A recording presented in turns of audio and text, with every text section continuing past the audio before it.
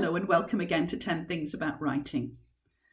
Today I'm going to talk about writing physicality and descriptive writing, and particularly the physicality of women, because I've noticed in some things that I've read very recently that the writing of women is often different to the writing of men, particularly when it's men writing women, but sometimes women do it too. And it's worth thinking about how you approach the physicality of people, because sometimes in the heat of the moment, you can convey more than you really wanted to, and sometimes you can convey things which are frankly annoying, stereotyped, offensive, or just quite strange. Now, the book that I'm going to use primarily as my source is a recent anthology of horror stories. Some of them are okay, some of them are really terrible, and it's full of really terrible examples of writing physicality, which I'm going to use as examples, and I'm going to try and temper those with some alternate examples from this Daphne De Mourier, My Cousin Rachel, which actually handles the physicality of women very well indeed. Now, sometimes when you're writing about what people do with their bodies or how people's bodies are perceived, it's easy in the heat of the moment to say something that to somebody else sounds peculiar. And there are some fine examples in this book of just that. The first one is about a woman in a dark alleyway, and the author has chosen to focus on her ankles. Now, she is ankle deep in garbage, and therefore that's the reason, but the phrase he has used is really mightily odd. He says, "The garbage wasn't much more than ankle deep, even on Wendy, whose ankles were lower than most, and she picked her way through it without too much difficulty." Now then, I can see what this author is trying to do. He's trying to say that Wendy is short, which is fine. The thing is, short people don't have especially low feet or low ankles. In fact, when you look at a crowd of people, their ankles are all more or less at the same height. So unless Wendy has particularly flat feet, that makes no physical sense at all, that her ankles should be any lower than a tall person's ankles. And I think the author, who was possibly trying to be humorous at this point, was so focused on the wanting to make a joke that he just didn't notice that he'd said something that was physically odd and off-putting. And of course, the odd and the off-putting always takes out the reader from the process of enjoying the story. I've got another one here, which does the same thing in a slightly different way. This is a spooky scene where somebody is turning their head very slowly. I get that. But what the author has written is, Poppy's head swiveled towards the fireplace. Now, I get what it means, but the visual that accompanies that is quite odd. It suggests to me that Poppy's head isn't actually attached to her body, which would be very alarming if it were true, but it's not. And the swivelling part also suggests that, her head is kind of turning perhaps further than a normal head turns. It would be much easier, much less fraught to just go Poppy turned her head, or Poppy turned her head towards the fireplace. But the author has tried, I think, to bring something into this which doesn't quite belong and which physically feels slightly odd. The next one I've got is one of several descriptions of older women. Men who can't write young women rarely can write older women either, but this one is really rather a good example of how not to write older women if you don't want to be accused of ageism, misogyny, and stereotypical bad writing. She was in her late 70s, and though wizened with a mop of unruly white hair and far too much makeup, some degree of feminine allure remained. She'd once been a beauty, that much was evident. Though as time had taken her looks, perhaps it had taken her wits also. Well, where to start with the offensiveness on this one? I don't think the author meant to be offensive, and yet he is terribly offensive. He's taken a woman in her 70s, and bear in mind that Helen Mirren is in her 70s, so, they are not all of them wizened old bags, but he has also been extremely judgmental about her appearance, and he has chosen to focus on the fact that she might have been rateable once, which is really quite odd when you think that this isn't a love story, this isn't written from the perspective of a man looking for a partner, and yet the thing that he chooses to write about for a whole paragraph is that she could have been passable many years ago, although now obviously she is unattractive because she is old, and she is wearing too much makeup for an old woman, which makes him judgy as well as misogynistic, and which would make, I think, any female reader feel quite uncomfortable with the rest of this story. Also, the assumption that old women are mad is something that probably the author failed to take into account, isn't necessarily true, and might upset a number of readers, as well as revealing things about the author's prejudices, which probably shouldn't be revealed in print. A kind editor would have pointed this out before the book came out, rather than wait for me to do it afterwards. But there you are, it's not necessarily always obvious to an author, and this is why we need editors. The next one is a piece of writing about race, and I understand that the character is supposed to be a slightly boorish character, and yet sometimes you can write a boorish character without coming across as being a bit of a boorish author, and I'm not sure this author has actually pulled this one off. He has a character talking about wanting to go to Hawaii. Of course, he winked at us. There's a few dangerous creatures there, but the beach parties will make up for that. Barbecues under the palms, and the girls. Yes, I know, Clara, but I'm sorry, this is no time to spoil a good joke with PC. The girls there are buxom and willing. Polynesians naturally, or similar dusky maiden types. And he goes on about getting down and dirty with a hula girl and this kind of thing, and I'm not sure he realises necessarily how truly racist not the character but the author comes across, because nobody has an excuse to use these kind of foolish stereotypical tropes nowadays. Even in the 50s this one might have raised an eyebrow, and it's a newly published book with an editor who clearly bypassed the whole taste and stereotype bit in the editorial manual.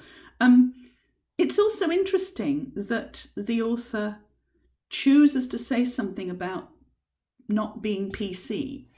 Anybody who says, I'm not going to be PC about this in order to spoil a good joke, is not only not going to tell a good joke in the end, but really wants to rethink their stance as an author. And there is really no excuse nowadays for talking about dusky maiden types in that sense at all. This is really not how to write characters at all, even if you're being ironic, and I'm not quite sure the author was. The last example I'm going to give you is a relatively innocuous one as they come, but it's worth looking at just as a general principle. This is a man who is talking about meeting a woman he's met before, sometime afterwards, and this is how he chooses to introduce her to his audience. He glanced back at the blue-eyed woman standing on the sidewalk, dressed in a jumpsuit the colour of her eyes, a matching purse hanging from her left shoulder by a gold chain. She'd changed too. She'd kept her hair blonde, though, even if it now fell halfway down her back. And she'd never have gotten away with that slinky blue number back in the day. Okay, so far so good, but there is something odd about this description nevertheless. Obviously there's a connection between these two in the story, but it doesn't come out here at all. He might as well just be describing a picture of a woman in a magazine. He's very accurate about her outfit. He even says which shoulder she is hanging her purse on. But he doesn't say anything about her as a person, if you like. See what I did there? There's a little bit of judginess about how, she wouldn't have got away with wearing that outfit when he knew her. Okay. Not quite sure how he knows this or what he means by getting away with the outfit, but we'll let it go. But all this stuff about her clothes, her accessories, her eye colour, he obviously mysteriously must have gone all the way round her to see both her eyes and the back of her hair at the same time. And there the physicality is slightly strange, because unless he ran round her in a circle to look at that, it's unlikely that in real life he would have known all those things at once. But there isn't a single thing about her, about this woman as a woman, that he has chosen to say. And this is in the third person, so it's not quite such a focused character perspective as it would have been if he'd been writing in the first person. If he had, then, perhaps the guy has a bit of a fetish for outfits and accessories. But here there's really no excuse. It's just a cliche. It's just a bad description. It tells you nothing about this character and everything about the fact that the author is clearly a bit uncomfortable writing women as people. And so he has written her as an outfit, as a bag, as some hair. And you know from the start that this woman is never going to stand up and come alive in this story, because the author doesn't have the skill to breathe life into her. Compare and contrast with the description of the woman in this book. Now, Daphne De Mourier, of course, she's a marvellous writer. Interestingly, she's writing from the perspective of a man here. And that's interesting, because a woman writing as a man is very different, in most cases, to a man writing from a male perspective. And of course, you know this. There are different ways of seeing people. But it's very striking how, although this is a story of obsession, of sexual obsession, the woman in question is never sexually fetishized. She is never sexualized, even though obviously that the passion and the sensuality between these characters is very clear, almost from the start. She never comes across as an outfit.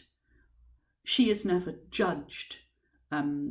He never talks about her weight or her race or whether she can carry off an outfit. Instead, you get the direct impression that this character is real from the start, and it's partly because of the way the narrator describes her. Now, this is the first time he sees her, and he does talk about outfits. She was dressed in deep black, which took the colour from her hair, and there was lace at her throat and at her wrists. Her hair was brown, parted in the centre with a low knot behind, her features neat and regular. The only things large about her were the eyes, which at first sight of me widened in sudden recognition, startled like the eyes of a deer, and from recognition to bewilderment, from bewilderment to pain, almost to apprehension.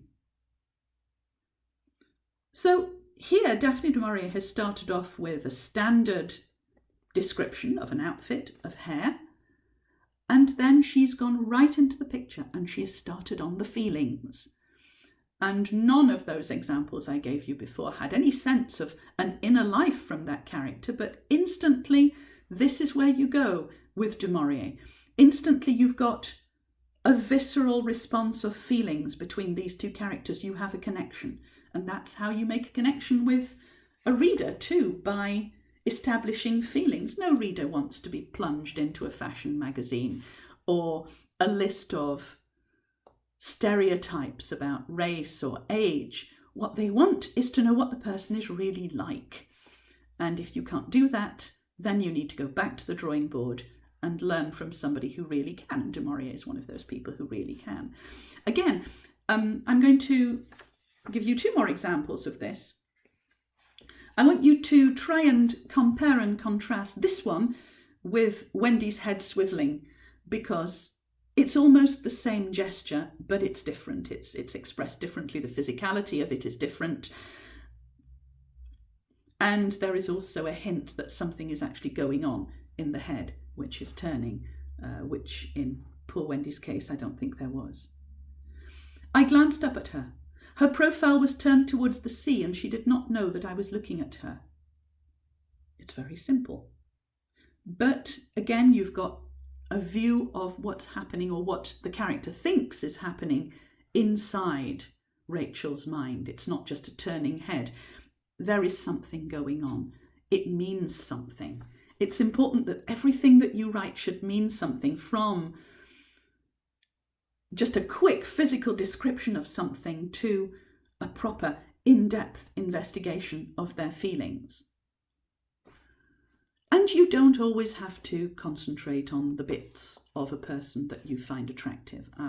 There's a whole session that we could have about men writing breasts, but it's surprising actually how many men who are not necessarily aware of what they're doing when they're writing the physicality of women go straight for the boobs, or straight for the hair, or straight for whatever it is that they personally find enticing about a woman, rather than what is expressive about a woman in that context as a character.